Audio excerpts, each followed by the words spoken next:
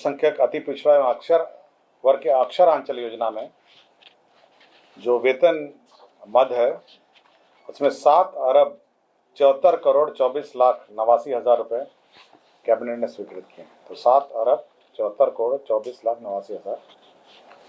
आपको जानकारी होगा कि करीब 20,000 हैं शिक्षा सेवक जो महादलित टोलों में काम करते हैं और 10,000 शिक्षा सेवक हैं जो तालबीम मरकज में हैं। यह मुख्य रूप से जो आउट ऑफ स्कूल चिल्ड्रन हैं विभिन्न स्कूलों में उनको स्कूल लाते हैं, ड्रॉप आउट चिल्ड्रन को जो स्कूल से बाहर बच्चे हैं उनको लाते हैं। मुख्यमंत्री परिवहन, खेलकूद, पर्यावरण संबंधी और अन्य सभी काम ये करते हैं। तो इनका महत्वपूर्ण काम है और ये विभिन्न जो हमारे टोले हैं अल्पसंख्यक, महादलित और दलित टोले हैं इनमें ये लोग कार्य करते हैं और 7,74,24,89,80,000 रुपये इनके लिए स्वीकृत हुआ है। आपको बताया ना 10,000 हैं आपके शिक्षा सेवक महादलित है, तो दोनों मिला के करीब 30,000 है। मनरेगा में महात्मा गांधी राष्ट्रीय ग्रामीण रोजगार गारंटी योजना इसमें 2024 की नियमावली स्वीकृत हुई है। आपको पता है कि ये जो योजना है मनरेगा ये महात्मा गांधी राष्ट्रीय ग्रामीण रोजगार गारंटी अधिनियम 2005 से आच्छादित है 2005 और इसके अंतर्गत ये एक्ट में ही प्रावधान है कि 100 दिनों की रोजगार की गारंटी सरकार देती है। तो किसी भी व्यक्ति को 100 दिन का रोजगार कम से कम गारंटेड रोजगार दिया जाता है इस योजना के अंतर्गत। और इसके अंतर्गत जो यदि इसमें जो बेरोजगारी भत्ता है वो उस परिस्थिति में भुगतान होगा यदि कोई उसको रोजगार नहीं देता और यदि वो आवेदन देता है आपके पंचायत सेवक को, मुखिया जी को और पंचायत के प्रतिनिधियों को और उसको मनरेगा के अंतर्गत कार्य नहीं दिया जाता है, अगर वो मांगता है और उसको नहीं दिया जाता है तो प्रथम महीने में जो उसका वेज दर है, जो उसका जो मजदूरी है उसका 1/4 के दर से उसको भुगतान होगा 30 दिन और उसके अगले 30 दिन जो है उसको आधा, मतलब जो आपका रोजगार का दर है उसका आधा उसको भुगतान होगा।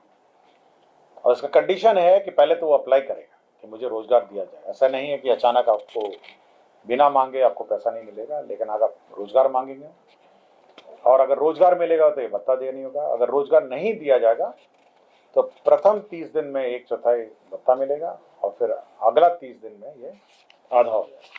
तो यही इसका प्रावधान किया गया और 100 दिन तक, मतलब आपका लिमिट है, अपर लिमिट 100 दिन ही है, 100 दिन तक रहेगा।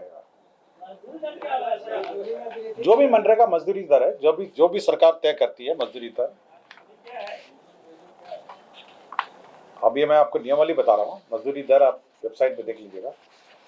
राज्य वेतन आयोग की अनुशंसा के आलोक में राज्य कर्मी को मकान किराया भत्ता, जो मकान किराया भत्ता है उसमें जो राज्य वेतन आयोग का रिकमेंडेशन था कि जब भी डीए का जो प्रतिशत है वो 50% जैसे ही पार होगा तो मकान किराए भत्ता का जो परसेंटेज है वो भी चेंज हो जाएगा।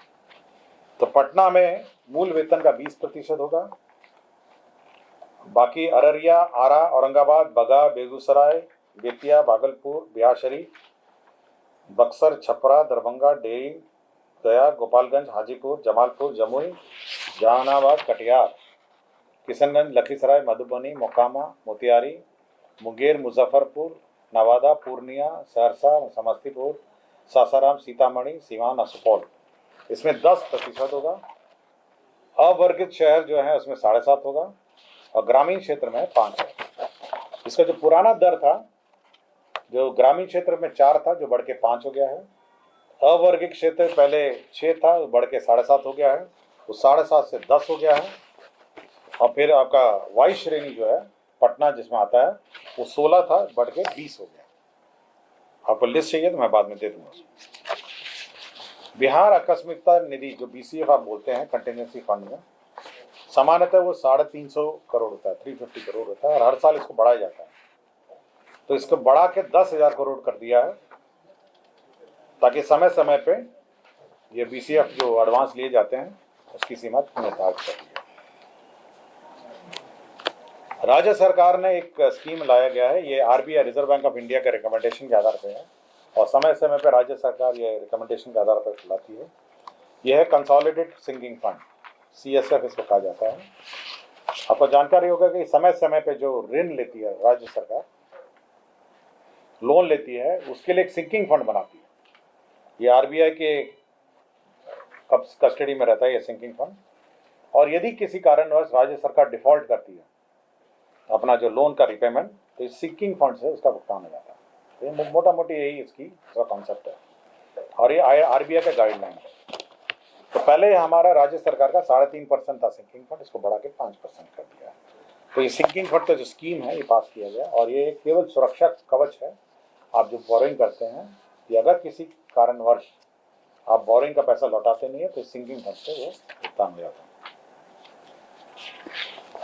एक और निर्णय राज्य सरकार ने लिया है 24-25 में, जो राज्य सरकार ऋण लेती है, लोन लेती है, तो जो लोन का तो 54,298 करोड़ का लोन जो है 54,298 करोड़ का लोन लेती है, जिसमें बाजार ऋण है, बाजार से लेती है 48,498, 48,498 करोड़ बाजार से लेती है। नाबार्ड से लेती है 2,700। बाह्य संपोषित परियोजना के लिए ऋण जो एक्सटर्नली एडेड प्रोजेक्ट्स हैं, जिसमें आपके वर्ल्ड बैंक है, नाबार्ड है, वर्ल्ड बैंक है और ADB है, वो है 2,500 करोड़ है। राष्ट्रीय आवास बैंक, नेशनल हाउसिंग बैंक है, इससे 300 करोड़ है। और भारतीय लघु उद्योग विकास बैंक, ये जो सिडबी जो है उसमें से 300 करोड़, तो 54,298 करोड़ यह लोन लेती है। और नेट लोन, जो नवल लोन कहते हैं, नेट जो होता है वो 26,893 है। इसमें सेट ऑफ हो जाता है जो आप लोन भुगतान करते हैं। लोन भुगतान में आपका 22,392, 2022-23 में जो कम उगाई की 273 करोड़, पेंशन फंड का समायोजन 7,792 और ऑफ बजट बोरिंग 53 करोड़। तो ये सब मिला के आपका 26,893 है नेट बोरिंग, और ग्रॉस बोरिंग जो है 54,298।